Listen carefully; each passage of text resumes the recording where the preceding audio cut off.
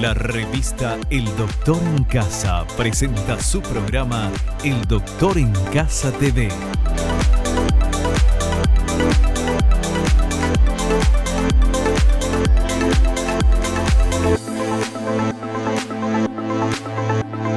Con la conducción de Vivi Landó, El Doctor en Casa TV.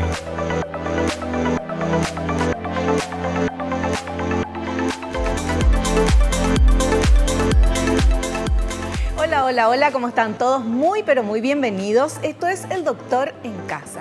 El tema que hoy vamos a tratar es un tema súper interesante. Vamos a hablar de técnicas para la colocación de implantes dentales. Hasta ahí todo bien. Pero lo importante que les digo es que en este caso vamos a hablar qué se hace cuando no hay hueso disponible. Entonces, ¿cómo se ponen los implantes?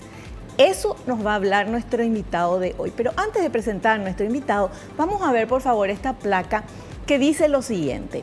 La implantología oral es una ciencia de constante evolución. Existen técnicas que permiten la colocación de implantes dentales cuando prácticamente no hay hueso disponible para el efecto. Pero es de suma importancia que el paciente acuda a un consultorio habilitado por el Ministerio de Salud Pública, así como a un profesional especializado o masterado oficial, para evitar grandes complicaciones quirúrgicas, el fracaso de los implantes o la misteriosa desaparición de hueso injertado. Este es el tema que hoy vamos a hablar y quiero presentarles a nuestro invitado. Él es el doctor César Blaires, odontólogo, máster en implantología oral avanzada por la Universidad de Sevilla, España. Realiza tratamientos de periodoncia, implantes suizos, cirugía oral, sedación consciente, experto en casos complejos donde no hay hueso disponible. Y ese es el tema que nos ocupa el programa de hoy. Ya lo saludamos al doctor César Blaires. ¿Cómo le va, doctor? Bienvenido al programa. ¿Cómo está? Muy bien, Vivi. Perfecto, todo bien. Qué gusto tenerlo acá y sobre todo para hablar de ese tema, porque acá en El Doctor en Casa hablamos ya muchas veces del tema de los implantes, que qué importante es mantener la salud bucal. Pero ¿qué pasa cuando no hay hueso? Entonces, ¿dónde se coloca el implante? Ese es el tema que nos va a hablar el doctor en el programa de hoy. Pero antes de hablar del tema, me encantaría que nos comente un poquito, doctor, usted es máster en implantología oral avanzada en la Universidad de Sevilla, España. Efectivamente. Yo estuve viviendo en España 30 años. Wow. De hecho, primero estudié en Brasil y después me fui a vivir a España y tuve que volver a estudiar porque en esa época no había convenio entre Brasil y España. Sin embargo, Paraguay tenía y tiene convenio. Sí. Entonces tuve que volver a estudiar. Y tuve que volver a hacer la carrera. O sea, tuvo que volver a cursar la carrera. De cero. Solamente me homologaron 2 o 3 asignaturas y empecé de cero otra vez. Pero como me quería quedar a vivir en España, era el derecho de piso que tenía que pagar. Ya. Entonces terminé allí, trabajé allí y después hice 2 posgrados y mi máster en implantología oral en la Universidad de Sevilla, justamente cuando yo estaba viviendo. Entonces vamos a estar más que tranquilos si es que necesitamos este tipo de implantes. Hoy vamos a conocer eso. Hacemos un pequeño corte, a la vuelta ya nos metemos de lleno en este tema, técnicas para la colocación de implantes dentales cuando no hay hueso disponible.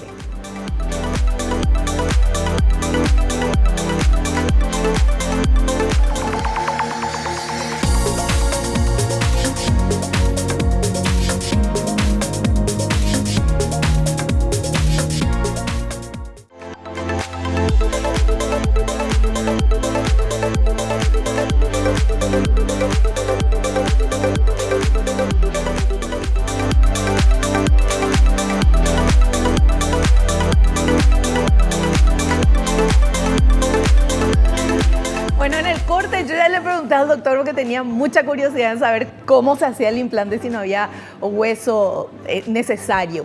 Ya lo vamos a ver en el programa de hoy. Y ahora, doctor César Blaires, queremos presentar un material que tenemos que habla un poquito de todo esto para ilustrar, para graficar y para que los que no somos expertos en esto podamos entender mejor. Vamos con este primer material.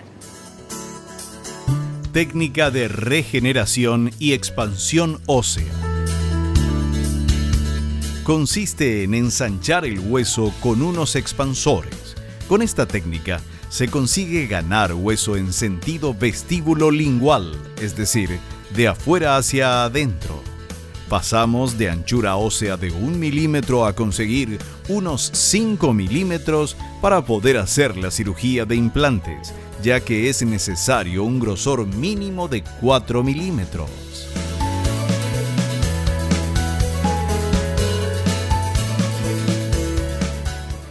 Bueno, doctor, explícanos cómo es esto, cómo ensanchás el huesito tan finito que se quedó. Efectivamente, aquí tengo un modelo que es bastante gráfico. Vemos aquí unos implantes que se pusieron en un hueso de 1 milímetro y que lógicamente el implante está fuera de cresta, o sea, no hay hueso alrededor, solamente un poquito delante y un poquito detrás. Sí. ¿Qué pasa? Si nosotros dejamos esos implantes así, al principio se van a quedar, porque hay una cosa que se llama estabilidad primaria, que es la rosca, que la misma fresa crea, y se queda el implante enroscado y atrapado. Podemos mostrar ahora Aquí, cámaras ahí. aquí. Se ven los implantes que están hacia afuera. Este sería. No tienen el hueso necesario, Está hacia afuera, ¿verdad? ¿eh? Sí. Entonces aquí vemos por un lado, vemos por el otro, está en el aire. Pero ¿cómo compensamos esto? ¿Cómo resolvemos este problema? Porque si lo dejamos así, los implantes, cuando le coloquemos la prótesis por la fuerza, van a fracasar los implantes. Claro. Entonces, ¿qué tenemos que hacer? Tenemos que hacer una técnica de expansión y regeneración ósea, que sería el otro lado. Eso es. Ah, ahí se ve. Ahí se ve cómo la diferencia creció? de anchura. Aquí es finito y aquí tenemos un espacio bastante grande. Y ahí los implantes sí están rodeados de hueso totalmente en su conjunto, para que no haya fracaso de los mismos. Claro. Después el hueso que se queda, el gap que se queda del espacio, lo tenemos que rellenar con hueso particulado, que viene ya preparado. Suele ser hueso porcino, bovino o equino. Ahora el equino parece ser que da mejores resultados. La última estadística, los últimos estudios así lo demuestran. Y se usa hueso en polvo. O inclusive se rasca hueso del paciente en la tuberosidad y se le pone ese hueso particulado. Pero también hay estudios que demuestran que con el mismo coágulo se forma hueso. Entonces, hay diferentes técnicas que se pueden aprovechar dependiendo de la habilidad y de la formación de cada profesional. Claro, y la experiencia. La experiencia, sobre todo la formación, porque esto no es para gente que hace cursos, que hay muchísimos cursos privados de 3 meses, 6 meses, y ya se lanzan a poner implantes. Estos son casos complejos. Claro. Esto es cuando la gente que hace cursos privados, sobre todo, son para casos sencillos, cuando hay mucho hueso. Pero ¿qué pasa? Generalmente eso no existe. O sea, generalmente el paciente viene con poco o sin nada. Claro. Entonces, las técnicas convencionales no suelen servir. Por ejemplo, este caso sí sería un hueso que es ideal, este es un modelo. Entonces este hueso es ideal, súper ancho, sobra y todo hueso por fuera. Esto yo lo he visto una vez en mi vida, después de 30 años, creo que no he visto nunca, no suelen venir así. Solamente vemos estos casos cuando, por ejemplo, el paciente se hace un implante inmediato por extracción. Se saca el diente y en la misma sesión se le coloca el implante, con lo cual se evita otra cirugía y se garantiza también que ese lecho óseo, que hay una circulación sanguínea, no va a no rechazar, fracasar la osteointegración, o sea, la formación de hueso alrededor de ese implante. O sea, eso está, la estadística es muy alta. Es mejor inclusive que sacar el diente, esperar 2 meses, que es la técnica clásica, y volver a hacer una reentrada, doble cirugía, doble problema para el paciente y está sin diente el paciente. Claro. Entonces, volviendo al tema que estábamos hablando, si nosotros no conseguimos esta anchura mínima de 4 milímetros, el implante no está puesto con garantía. O sea, va a fracasar seguro. Al primero o segundo año van a fracasar, se van a caer los implantes. Ya. Doctor, la anchura del hueso, todos tenemos, cuando tenemos una buena dentadura y no tuvimos ningún problema dental, tenemos el hueso normal, por decirlo de alguna manera. Sí. ¿Qué hace que el hueso se reabsorba o se afine? Pues justamente la falta de dientes. O sea, hay pacientes que les faltan muchas piezas o tienen problemas de periodontitis, problemas de encía, la famosa piorrea.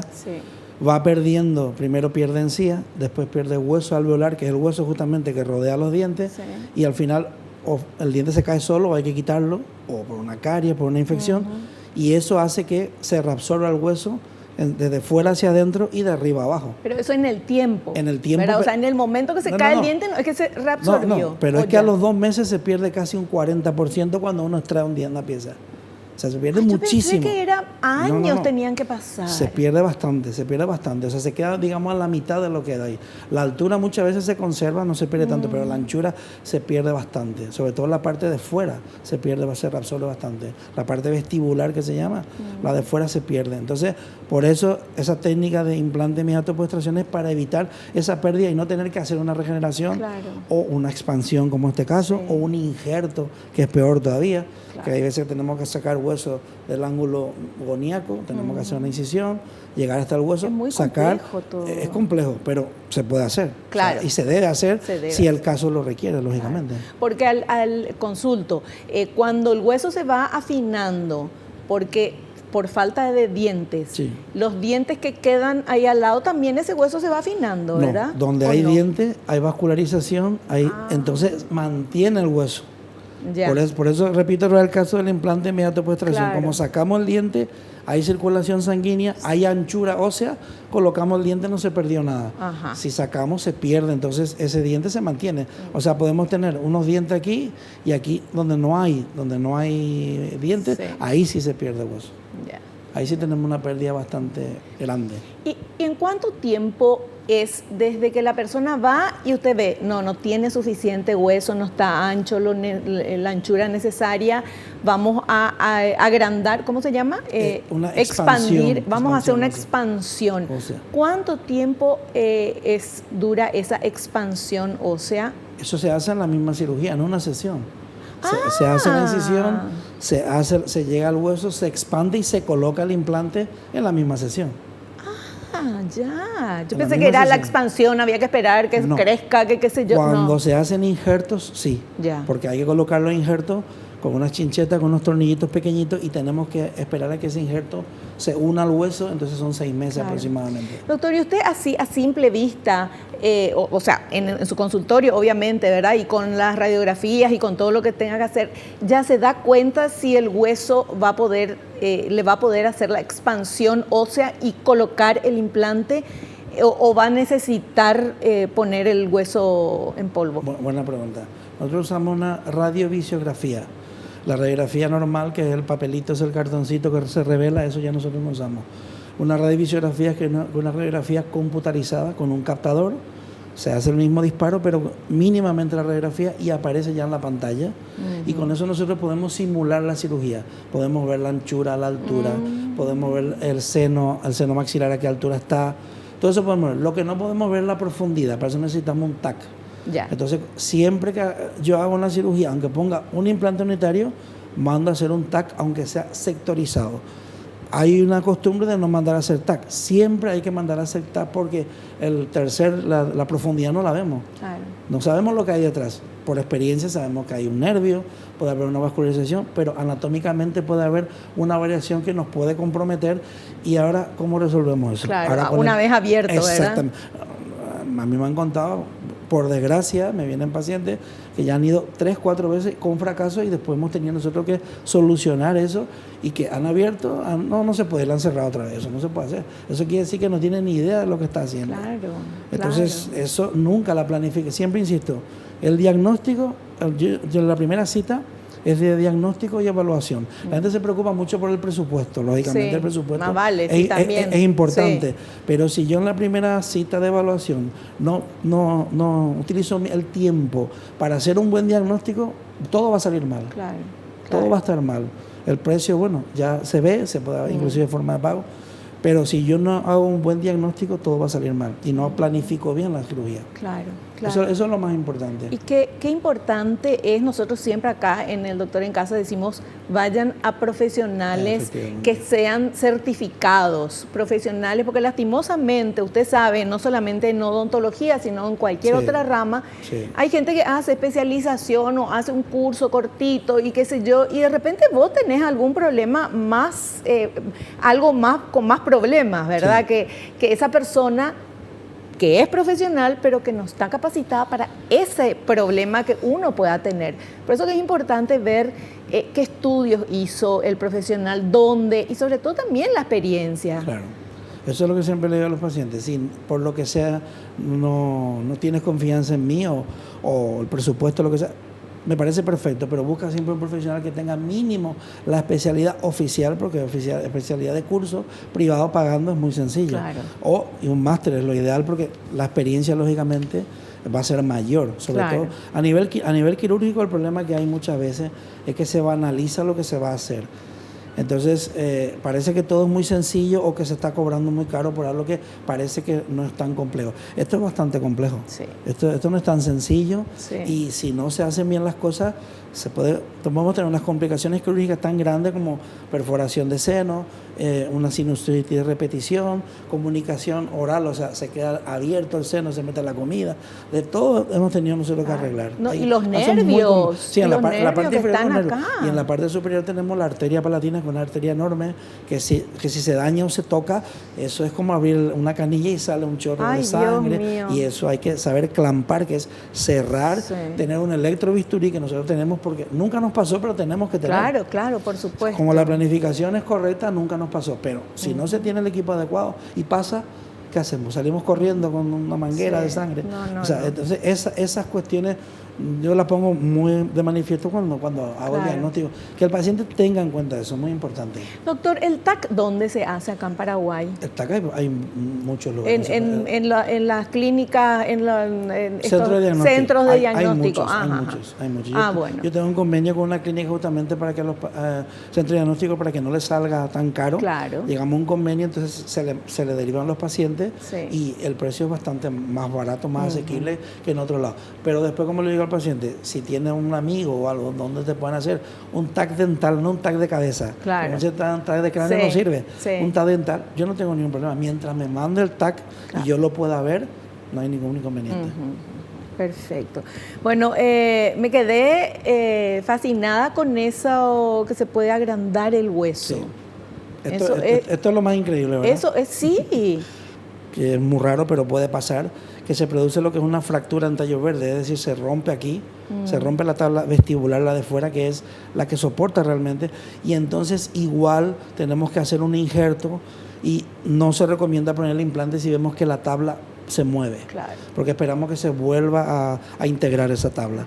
¿Qué pasa si, ya sé que eso va a venir más adelante, pero soy curiosa, qué pasa si la persona tiene periodontitis y ahí no se le puede poner implante si se le mueve todo? No, si tiene periodontitis primero habrá que sacar la pieza, porque si es para extraer, porque dependiendo del nivel de movilidad y de periodontitis se puede salvar, se puede hacer una cirugía y se salva la pieza. Después hay que ver si al salvar la pieza estéticamente va a quedar correcto. Hay que hacer una medición de bolsa, un periodontograma que se llama, que nosotros medimos la bolsa, que es la profundidad de la encía con el hueso. O sea, es una técnica un poquito así. Sí. Pero ¿qué pasa? Si nosotros no hacemos esa medición, no sabemos realmente hasta dónde llega la bolsa periodontal, o sea, la reabsorción ósea. Una vez que sabemos eso, le decimos al paciente, por ejemplo, en la parte de fuera tiene 6 milímetros de bolsa, o sea, perdiste 6 milímetros de hueso, aquí 3, aquí 2, aquí 1, esa pieza muchas veces no merece la pena hacerle cirugía, porque va a quedar un diente muy largo, antiestético, y se va a quedar soportado por 2 milímetros o 3 milímetros, entonces muchas veces es mejor extraer. Entonces eso hay que valorar cada caso, pero si tiene periodontitis, en fase 3 es extracción y en la misma sesión se colocan los implantes. No tiene que esperar tampoco 2 meses ni 3 meses, que era la técnica que se hacía antes. Todas esas técnicas siempre han existido y hay gente que las sigue usando porque se siente más cómodo en esas técnicas, pero esos son avances que hay y que hacen que no se haya tanto fracaso de implante y que el paciente no esté tanto tiempo sin dientes. Porque aunque hagamos una técnica compleja, nosotros a los 20 días, un mes, en el caso más complejo, ya le colocamos una prótesis fija, sin paladar, cementada. Ya el paciente va al mes. Y en los casos habituales, a la semana, 15 días, ya tiene su prótesis fija, con lo cual ya puede comer, ya puede sonreír. O sea, es muy interesante porque no le decimos al paciente, te voy a dar un paladar, como se dice, y aguantate con esos 6 meses y después te pongo los dientes, que es lo que se hacía antes. Sí. Bueno, doctor, vamos a hacer un pequeño corte. A la vuelta continuamos charlando sobre esto que está súper interesante. Volvemos ya.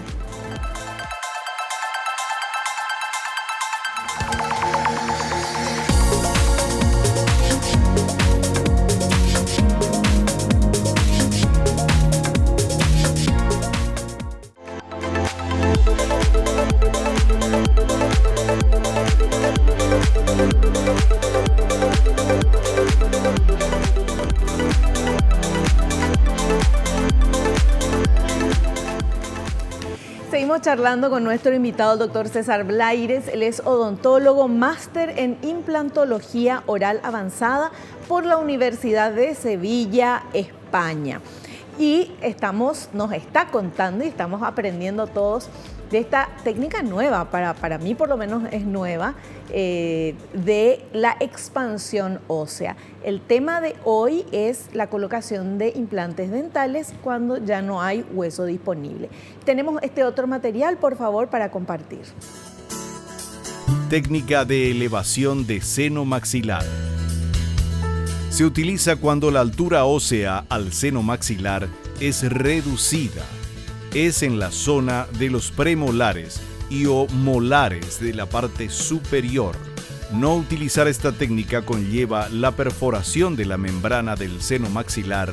Como consecuencia vendrá una infección, inflamación, dolor en la zona y el fracaso de los implantes.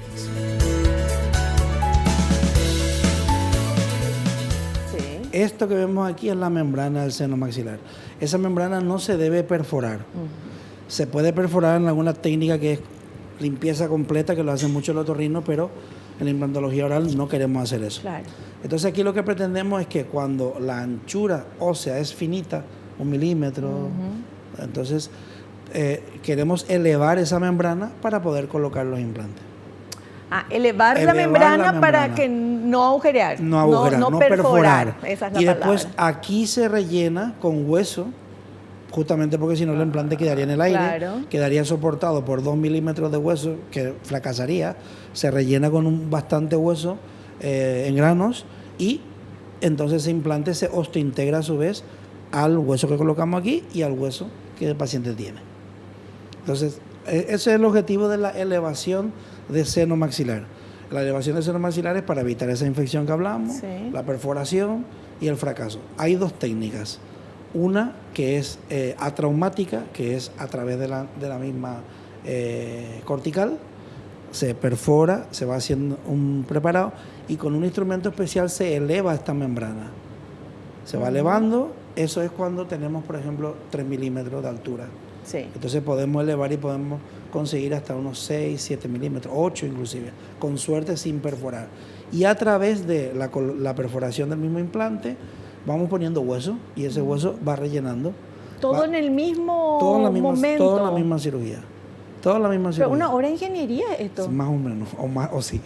No, realmente. Sí, Porque hay que elevar, en ese lugar que se elevó, hay que colocar otra vez. Claro, con el TAC vemos exactamente a qué altura estamos. Claro. Con una radiografía panorámica o con la revisiografía ya medimos, pero el TAC nos dice exactamente, damos a 2 milímetros, estamos a 3. Usamos una fresa muy finita y se nota con la experiencia cuando ya llegamos a la base del seno. Sí. Entonces ahí cuando llegamos a hacer con unos expansores también parecidos a este, pero para elevar la membrana vamos elevando y vamos colocando material, vamos elevando, vamos colocando material.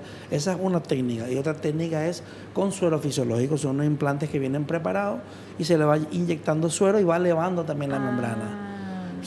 El problema de estas técnicas es que son técnicas muy sensibles. Sí. El operador, o sea, el cirujano tiene que tener habilidad para poder hacer sin perforar. Entonces, pero esto usted hace con la mano, lo de la fresita y todo. Claro. Primero nosotros te colocamos la fresa con unos topes, son 3 milímetros, es solamente un poquito, y se nota ya, y después vamos expandiendo. O sea, rompemos, es la base del seno, la base ósea, rompemos y vamos elevando poquito a poco. Entonces, a la vez que elevamos, rellenamos.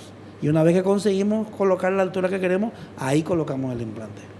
Doctor, yo me estoy imaginando al paciente. Sí. Usted le duerme, me imagino, ¿verdad? Porque para estar con la boca abierta y mientras se hace todo eso. Con anestesia local es suficiente. El paciente, una extracción de un molar es mucho más traumático porque se escucha la presión. Aquí no se escucha nada. No se escucha nada. De hecho, esta técnica que acabo de describir, antes había una técnica que era con unos martillos que se golpeaba. Sí, Dios sí, sí, mío. Entonces, esa técnica sí era muy traumática porque el paciente notaba pum, pum, Claro. y además se podía marear porque afectaba Por el oído. oído, sí. Exactamente. Entonces, sí, unos osteótomos se llamaba. Entonces esa era, hay gente que la usa, pero ya no hace falta. Pero Entonces, hay que dormirla al pobre paciente pues para que si no... va a hacer con martillo, se recomienda seguramente. Pero no, esa técnica nosotros hace tiempo que no la usamos. Usamos esa técnica y el paciente no nota nada. El paciente nota que estamos haciendo algo, pero no sabe realmente qué estamos haciendo. Ni presión, ni ruido, ni sensación como de eco cuando usamos los osteótomos de Summers, que se llama.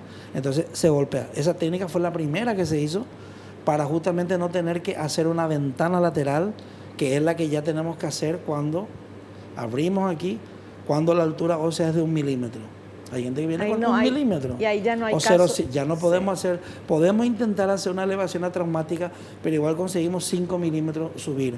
Y es complicado que se mantenga la membrana. Es mejor hacer una incisión, llegamos lateralmente y la membrana la levantamos de abajo hacia arriba. Doctor, explíqueme la diferencia de esta con el primer caso que nos La primera es que directamente se hace a través del hueso. Sí, y a partir del hueso se va rellenando de hueso a su vez o de suero y se va elevando la membrana, que sería aquí, está elevada la membrana. En el otro, ahí hemos elevado. Sí. Y la otra directamente abrimos lateralmente. La membrana. Primero hacemos la incisión y quitamos este hueso que está aquí. Ah, el hueso. Y después del hueso, que hay que ser muy cuidadoso para no romper la membrana. Claro. Quitamos el hueso y vamos elevando la membrana de abajo hacia arriba. Y una vez que conseguimos elevar la membrana, por la ventana lateral ya rellenamos con hueso y colocamos el implante. O sea, el abordaje en este caso es por el costado. Es por el costado. Es por el hueso del costado que tienen que sacar y hacer el agujerito, por decirlo. Claro, y rellenamos después una membrana de colágeno que puede ser, se pone arriba, se pone abajo para evitar la infección y se vuelve a colocar el hueso que se quitó. Y después de sutura. Esta técnica es más compleja. Y es un poquito más delicada porque es más difícil controlar que la membrana no se rompa. Y muchas veces se rompe la membrana. Entonces aquí lo que nosotros vemos con el TAC es si hay un seno que tiene, por ejemplo, 2 paredes, 3 paredes, tabicado, doble tabicado que le llamamos nosotros. Entonces, ¿qué pasa? Cuando más paredes tenga, es más susceptible a romperse por la presión. Entonces la pared tira y se rompe. Entonces hay veces que si pasa eso y vemos que se rompe, tenemos que hacer una eliminación total de la membrana, lo que hacen los otorrinos. Hacemos una eliminación total, quitamos toda la membrana y ahí le ponemos una membrana de colágeno reabsorbible arriba y otra abajo y le rellenamos con hueso y le colocamos el implante. Porque si se queda esa membrana recto, eso se puede infectar. Esa es otra técnica también. O sea que depende del caso y de a veces la cirugía no resulta como queremos, tenemos que usar otra técnica. En ese momento no podemos volver a cerrar o a suturar, no tiene sentido. Entonces, es lo que yo siempre le digo a los pacientes, hay que estar preparados para lo complicado. No para el día a día es muy fácil, pero estas cosas pasan y en manos expertas pasan también. Entonces, y hay que saber qué actitud tomar y qué hacer. ¿Qué solución le vamos a dar al paciente en ese momento? Entonces eso, y hay que tener todo el equipamiento, membranas de colágeno, de pericardio, se usan ahora también. Esa membrana reabsorbible lo que hace es que protege toda la zona para que no haya infección y crea un nuevo tejido en la zona. Y también cuando ponemos el hueso, para que se suture bien el tejido blando, que sería la encía, para que no haya una infección, porque puede haber una infección por abrir, cerrar en la zona. Y después el paciente, el cuidado que tiene que tener, en aproximadamente 15 días o menos, tiene que sonarse la nariz, tiene que hacer presión. O sea, no se tiene que resfriar. Puede toser lo mínimo y estornudar. O sea, estornudar tiene que intentar no estornudar, porque eso puede romper la membrana al hacer la presión. Claro, hay que tener ese cuidado. Si se tuvo que quitar toda la membrana, no hay problema, no hay membrana. Pero si se hizo la elevación, hay que tener ese cuidado. Sonarse la nariz fuerte, no. Solamente se puede secar la nariz. Una serie de... Si vemos que se rompió es porque se sonó la nariz. O estornudo fuerte, Dios mío, pobrecito. Bueno, doctor, dígame, ¿usted qué hace cuando va un paciente que tiene miedo? Porque eso es una realidad. Las personas que tenemos, yo ya superé eso, pero yo tenía muchísimo miedo por un trauma de la niñez con un odontólogo que era muy bruto. Suele pasar. Entonces, ¿tiene que ser una especie de psicólogo también con su paciente? Nosotros intentamos ser psicólogos, pero tenemos una solución real. Nosotros en los 2 consultorios de Asunción y Piribebuy hacemos sedación consciente. Ajá. Sedación consciente es algo novedoso también en Paraguay. Sí. Viene nuestro equipo de anestesistas porque eso lo tiene que hacer un anestesista. O sea, la sedación consciente la puede hacer el odontólogo con óxido nitroso, lo que se usa en Estados Unidos, una mascarilla. Pero el control de la respiración, la cantidad de oxígeno que tenemos que usar, la cantidad del óxido nitroso, produce depresión muscular. Al producir depresión muscular, produce depresión respiratoria. Claro. Y el paciente parece que está bien y se nos puede ir. Entonces, nosotros preferimos que haya un equipo de anestesistas, porque son 2, no es 1, 2, que vienen con su monitor, con todo el equipamiento. Claro. Nosotros tenemos todo ahí, oxígeno, tenemos todo, tenemos un maletín de emergencias médicas. No, aquí por lo visto no se utiliza en Paraguay, pero en Europa es obligatorio en las consultas, porque puede pasar. Claro. Oxígeno, si hace falta abrirle una vía, con un tubo Guedes, en fin, todo lo necesario si hay una emergencia. Viene un anestesista y con eso por vía endovenosa le coloca una medicación que lo que hace es relajarle al paciente. La noche anterior viene en ayuna, se toma también un ansiolítico y cuando llega se sienta, habla y se queda dormido. Porque se duerme literalmente, pero la sedación consciente, la ventaja que tiene es que el paciente, cuando nosotros queremos, está consciente. Le hablamos, Juan, ¿qué tal? ¿Cómo estás? Muy bien, todo duele, no, duerme O necesitamos, por ejemplo, porque hacemos la cirugía y normalmente cuando el paciente tiene mucho miedo, en esa misma sesión le tomamos la impresión, la medida para hacerle provisional, porque son pacientes que no aguantan nada. Claro. Entonces, ahí tiene que abrir un poco la boca, aguantamos un poquito y está despierto, colabora y después sigue durmiendo. Y otra ventaja es que el paciente, aparte de no sentir nada, no se acuerda de nada.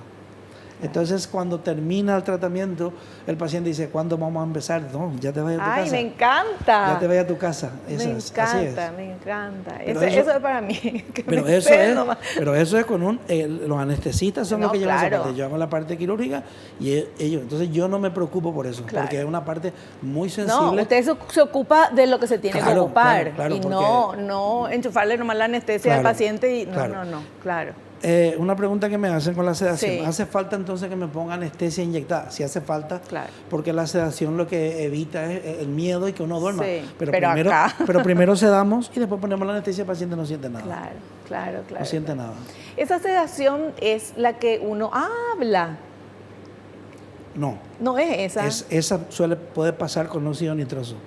Esa es la del óxido nitroso. Puede pasar con óxido nitroso. En esta no habla. Que uno habla y que dice cualquier cosa y qué sé yo, y los médicos se ríen de lo que uno dice. Ya me pasó, por eso le pregunto. Pero eso a veces pasa cuando te ponen como un ansiolítico antes de hacerte la anestesia general. Bien puede pasar. Pero con esta no, porque imagínate si te ponen a hablar como no podemos trabajar. Claro. Y para que la boca quede, le ponen algo así, se le pone un abreboca con una gomita que se lo coloca en la parte posterior y el paciente se queda con una apertura así, no una apertura máxima porque si no le va a doler todo. Independientemente de eso se le va cambiando la postura y también se le deja que descanse porque no va a estar 2 horas. Por ejemplo, la cirugía máxima que nosotros podemos tardar es unas 2 horas más o menos, lo máximo que podemos tardar. Qué maravilla, me encanta saber todo esto y qué tranquilidad da escucharle, doctor.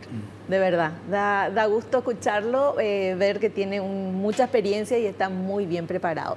Nosotros vamos a hacer un pequeño corte y volvemos ya.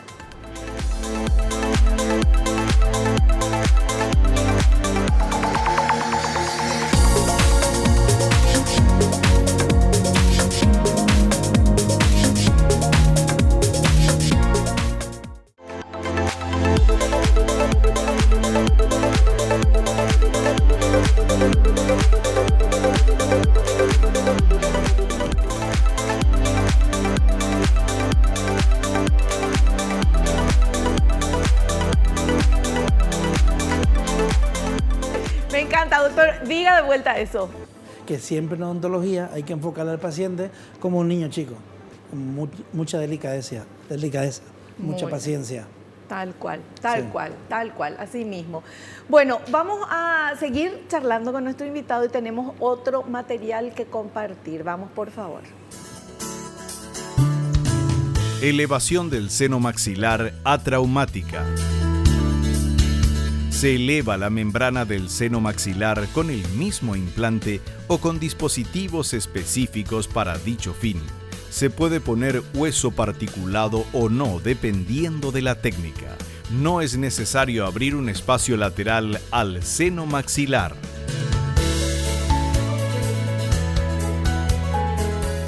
Sí, eso es lo que estuvimos explicando antes, que es la diferencia, o sea, directamente nos metemos por aquí para colocar el implante y a través de ahí llegamos, cuando hay hasta 3 milímetros, y levantamos la membrana. Lo que mostramos aquí, que esto sería la membrana, levantamos la membrana y entonces a través de la misma entrada del hueso colocamos o suero fisiológico o colocamos hueso particulado y vamos elevando esa membrana hasta conseguir la altura deseada, mínimo unos 7, 8 milímetros, y ahora colocamos después el implante. Se hace simultáneamente la colocación del implante. Perfecto. Eso se hace cuando hay hueso. Cuando hay hasta 3 milímetros. Hasta 3 milímetros. Hasta 3 milímetros. Lo ideal son 4 milímetros. No, en este caso la altura ósea debe ser más. Lo otro es la anchura. La anchura. La altura debe ser mínimo 8 milímetros. Es lo suyo. Menos de 8 milímetros se considera un poco arriesgado, aunque hay implantes ya en el mercado de 6 milímetros también, pero son muy anchos. Son de 6 y 5 de diámetro. Entonces, en este caso, lo ideal es llegar a 8 milímetros de elevación, de altura. ¿Dónde es más fácil poner arriba, a usted como cirujano, el implante abajo o el implante arriba? Buena pregunta. Depende del caso. Por ejemplo, la parte de abajo tenemos un nervio que va de aquí y hace todo esto, que es el dentario, se comunica con otro nervio que es el mentoniano. Ese nervio es muy difícil, o sea, cuando hay poca altura y anchura, tenemos lógicamente que esquivar ese nervio. Hay una técnica que es transposición o lateralización del dentario, que es una cirugía muy compleja, que es abrir, sacar el nervio, puede producir parestesia hasta parálisis. Ahora no se recomienda usar esa técnica, pero hay gente que sigue usando. Entonces, ¿qué se puede hacer? Si hay poca altura, se usan implantes más estrechos, de 3 milímetros, se pueden usar, y de altura de 5 o de 6, que también los hay. Y se hace, lo que nosotros hacemos es un bypass del dentario. O sea, es una técnica un poco compleja, pero hay que tener experiencia. Claro. Voy a hacer un dibujo de mi mano. Sí. Vamos a suponer que esta es mi mano así, y vamos a suponer que donde pongo mi dedo está el nervio. Sí. Aquí está el nervio. Entonces, nosotros tenemos esta anchura, entonces, donde está mi dedo, no podemos colocar el implante porque vamos a lesionar el nervio. Claro. Entonces, ¿qué hacemos? Inclinamos el implante y lo colocamos en esta posición y hacemos un bypass. Llegamos al lado a 2 milímetros de seguridad o 3, más no podemos, pero no tocamos el implante. Entonces, el implante queda así, queda torcido. Entonces, en ese caso usamos estos implantes que tenemos aquí, que se ve la foto, que son unos implantes suizos, que la ventaja que tienen es que la parte dorada que se ve, la podemos doblar. Entonces, en la parte de la base... Está inclinado, pero lo aquí está arriba... recto. Está qué recto. bueno está eso. La técnica, este sería un implante, aquí lo tengo. Y ahí está en la caja grande. En la caja se ve el dibujo. Para que se vea mejor. Y sería así el implante, que se va a ver más pequeñito. Y lo de arriba es lo que se mueve. Y entonces, se puede en otro programa vamos a hablar de la diferencia de estos implantes, pero que en este caso yo suelo hacer eso. También con un implante bifásico, que es el tradicional, que es el que se coloca aquí, también podemos hacer, y la salida, como va a estar torcido, le colocamos un pilar angulado, corregimos la angulación. Y también se puede hacer con las dos técnicas, para no hacer lateralización del dentario, claro, que es, aparte que es muy complejo, puede dar problemas de nervios. Hay gente que más riesgo, hay mucho más riesgo. Nosotros lo que intentamos es hacer cirugía mínimamente invasiva. Porque ahora es lo que el paciente, la tecnología o la técnica ha avanzado, y el paciente lo que quiere es justamente en poco tiempo tener dientes, no quiere esperar 6 meses, y que los tiempos de cicatrización sean más cortos, que la técnica no sea tan cruenta, tantos puntos, tanto injerto, tantas cosas. Todo eso se intenta evitar. Hay casos donde no se puede evitar.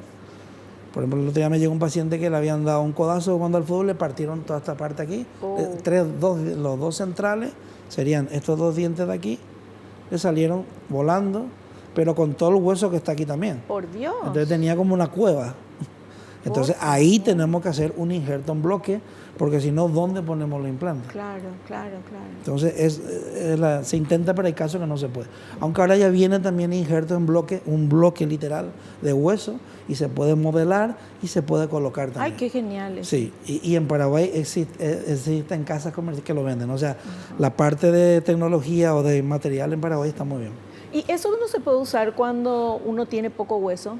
Claro, se usa también en esos ¿Ya casos. viene el implante con el hueso? No, el implante no, viene el hueso. Ah, viene el Entonces, hueso. en vez de hacer un injerto, sacar hueso tuyo, que otra cirugía, el hueso viene, se hace la incisión y se gana en altura, se vuelve a suturar y se puede colocar inclusive el implante yo creí en que la misma ya sesión. venía el implante con el hueso, tipo un ladrillito ya ponía. Lo que sí es cierto que la idea es esa. Se coloca el ladrillito que sería el hueso y se coloca el implante en la misma sesión. Claro. Y ese implante atornilla en esos 4 o 5 milímetros que tenía de hueso.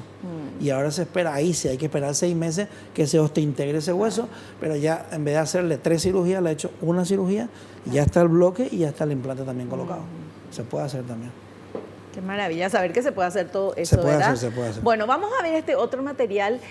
Por más que el doctor ya nos explicó, pero queremos volver a recordar, que es la elevación del seno maxilar con ventana lateral. Elevación del seno maxilar con ventana lateral.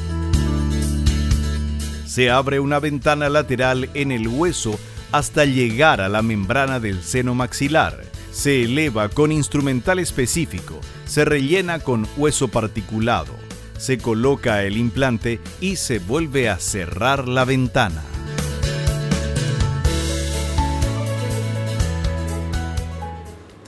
El objetivo es elevar la membrana. Para eso hacemos una incisión, quitamos el hueso de la tapa y elevamos la membrana con mucho cuidado para que justamente no se rompa.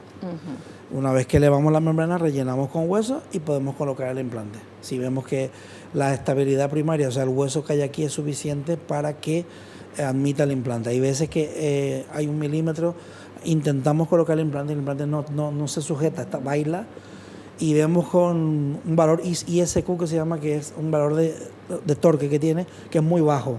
Entonces muchas veces no lo colocamos, ahí sí tenemos que esperar mínimo 3 meses, 6 meses y después colocamos el implante. O sea, todo depende, el tiempo y qué técnica va a usar, y todo depende del estado en que usted encuentra esa boca, ese diente, esos huesos. Esos huesos, sobre todo el hueso. El hueso, la altura, la anchura, porque hay 4 tipos de huesos. El hueso 1 es muy duro, tampoco interesa.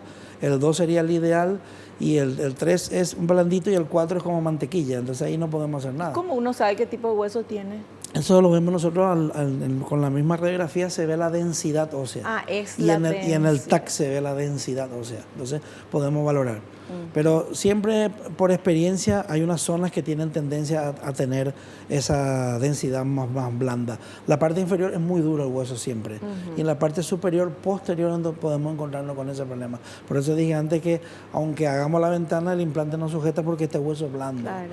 Entonces tenemos otra opción que aquí no traje porque son tantas opciones, que es usar colocar el implante en la apófisis pterigoide. Aquí un hueso que está aquí atrás y se coloca el implante angulado también. Y también se puede colocar. Realmente siempre y cuando tenga esa apófisis. Usted es máster en implantología, es ingeniero, me parece, para saber hacer todas estas cosas. En el máster nos enseñaron todo eso. La verdad que hacíamos mucha cirugía. O sea, muchos pacientes en la universidad haciendo porque esto es todo cirugía. Claro. La teoría uno puede conocer, en un modelo todo es muy bonito es fácil, y explicar es muy fácil de explicar. Pero la cuestión es hacer, ¿no? Claro, hacer y cómo reacciona, porque cada organismo reacciona diferente también. No tiene por qué. ¿No? Los implantes, como comenté al principio, no se tienen por qué rechazar ni nada. Lo que sí puede influir es la calidad del hueso. Eso. Ahí sí. Entonces hay veces, por ejemplo, ahora se colocan normalmente 4 implantes y con eso se hace una rehabilitación. Es una técnica que se llama All on 4, todo con 4, pero ¿qué pasa? Es una técnica ya que se considera antigua, porque ¿qué pasa? Si perdemos un implante, ¿qué hacemos con el resto? Por ejemplo, aquí tengo un modelo que es la técnica All on 4, que son 4 implantes. Y ahí se ponen todos los dientes. Se coloca la prótesis atornillada, no sé si vamos a esperar que enfoque, así, y se coloca la prótesis atornillada, que es lo que siempre se ha hecho sin paladar. Sí. Pero ¿qué pasa? Del momento que falla un implante, esa prótesis ya no tiene estabilidad y va a hacer que fracase otro implante por la presión. ¿Qué hacemos nosotros? Nosotros mínimo colocamos 6 implantes, de 6 a 8. Y no se cobra por implante, se cobra por tratamiento. ¿Por qué? Porque hay veces que hasta ponemos 10, porque vemos que el hueso es tan malo o que puede fallar y preferimos colocar un implante más. Y si no fracasa, pues tenemos 10 implantes. Claro. Pero si tenemos 4 y fracasa uno, ¿qué hacemos? Hay que volver a hacer otra cirugía, volver a valorar todo el caso. La prótesis no sirve porque ya está diseñada para 4, atornillada. Hay que hacer todo de todo vuelta. de nuevo. Si hacemos con el otro sistema, sin embargo, la prótesis siempre va a servir. El paciente, si fracasa algún implante que tiene que venir a revisión, tiene 9 que van exactamente, a funcionar. o 6, se puede quitar, se hace la cirugía, se le da su punto y se va otra vez a su casa. Con este sistema son muchos problemas. Entonces, nosotros lo que evitamos es evitar la redundancia de estos problemas. Por eso usamos estos implantes suizos. Van todos cementados, aunque hay gente que no le guste que la prótesis vaya cementada porque dice que puede fracasar la cerámica o algo, pero es lo mínimo comparado con el problema de los atornillados, que después hablaremos en otro programa sobre eso. Perfecto. Doctora, hacemos un pequeño corte. A la vuelta vamos a ver las preguntas que ustedes quieren hacerle a nuestro invitado. Volvemos ya.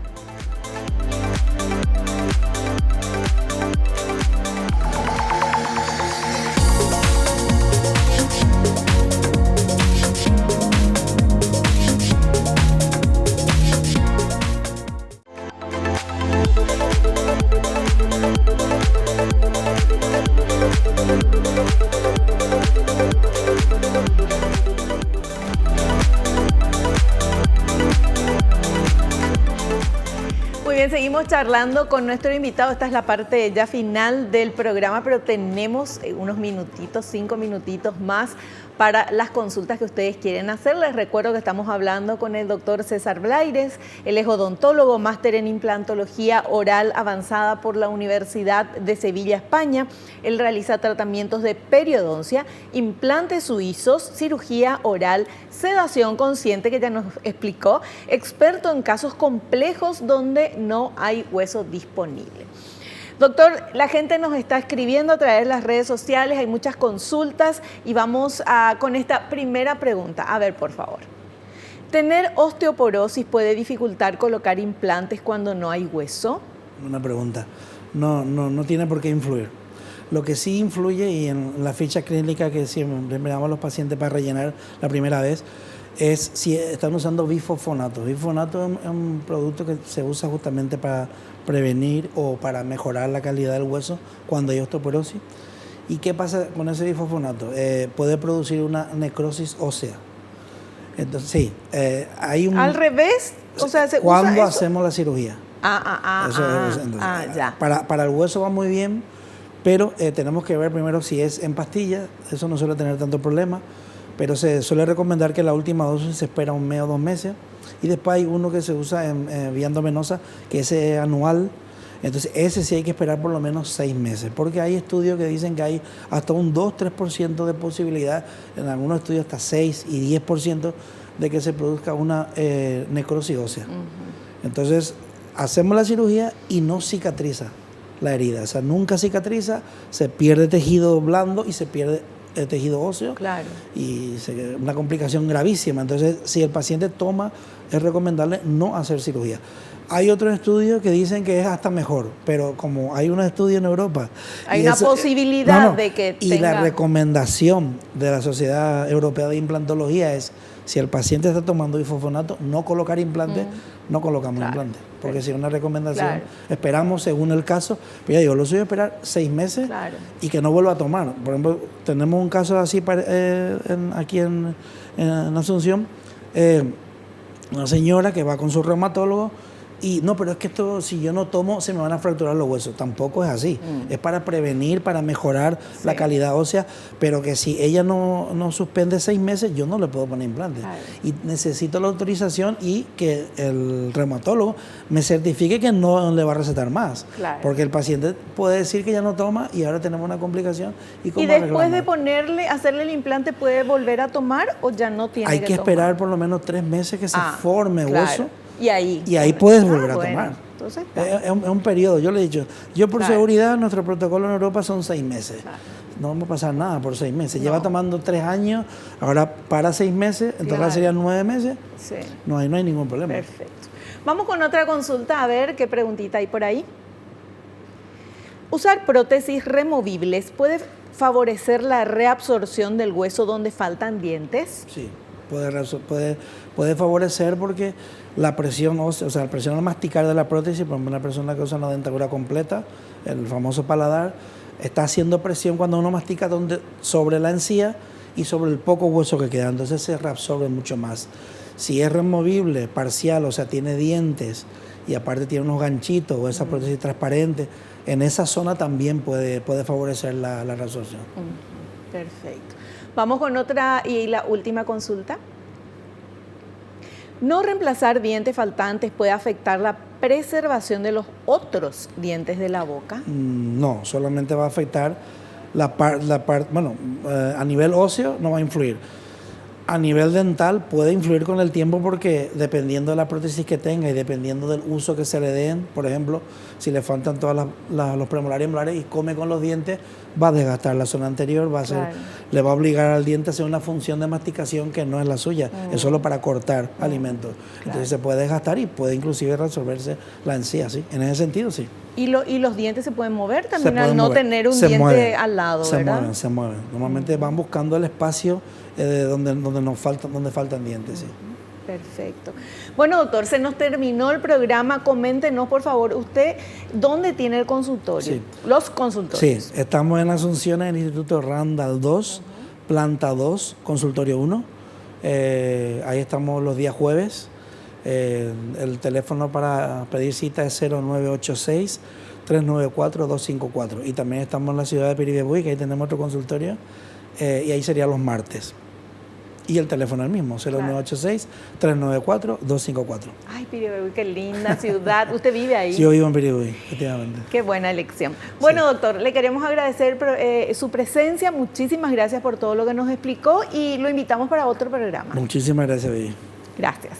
Nos despedimos hasta el próximo programa, si Dios así lo permite. Espero que te haya gustado, que hayas aprendido como lo hicimos todos aquí.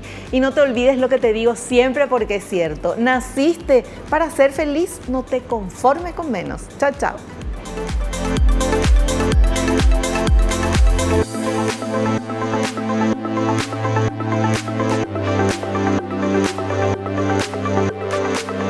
La revista El Doctor en Casa presentó a Vivi Landó en el programa El Doctor en Casa TV. Fue una realización de Alicante.